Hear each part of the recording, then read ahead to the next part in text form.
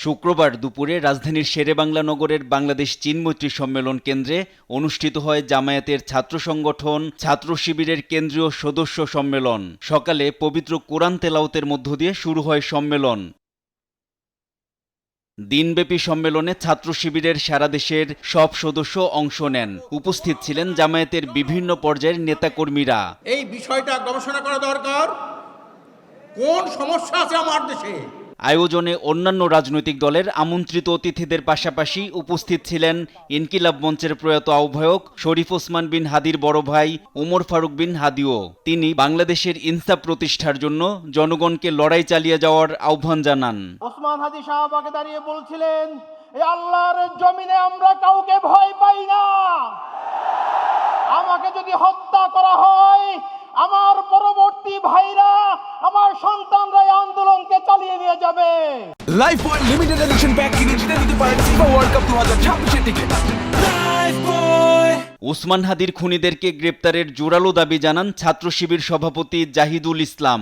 তারা কিভাবে করে বাংলাদেশের বর্ডার পার হয়? তাহলে বাংলাদেশের বর্ডার পার হয়ে যে রাষ্ট্রে যাচ্ছে তাদেরকে কারা আশ্রয় দিচ্ছে? আজকে এই প্রশ্নগুলোর উত্তর অবশ্যই এই জাতিকে, এই প্রজন্মকে খুঁজে বের করতে হবে।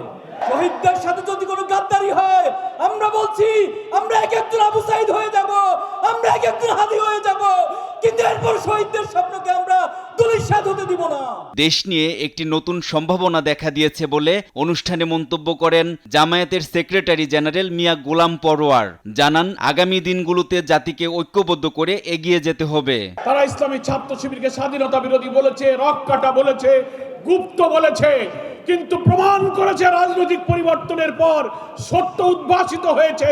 4টি পাবলিক বিশ্ববিদ্যালয় এবং জনগণ তাদেরকে প্রত্যাখ্যান করে প্রমাণ করেছে তোমাদের সব মিথ্যাচার হচ্ছে, মিথ্যা, অসত্য, বিভ্রান্ত।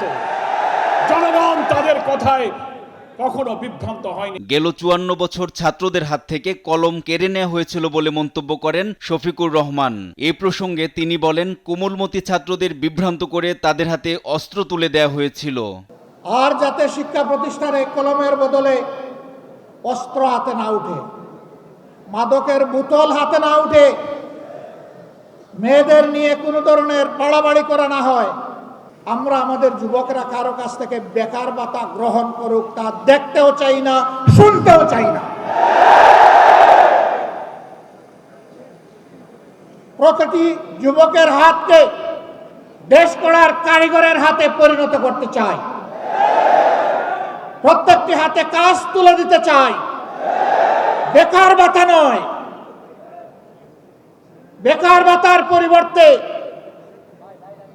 এরাই দেশে সকল ক্ষেত্রে বিপ্লব সাধন করবে, সেই বিপ্লবের বাণী তাদের মুখে পৌঁছে দিতে চাই, শক্তি তাদের বুকে তুলে দিতে চাই, আর তাদের হাতে কাজ তুলে দিতে চাই।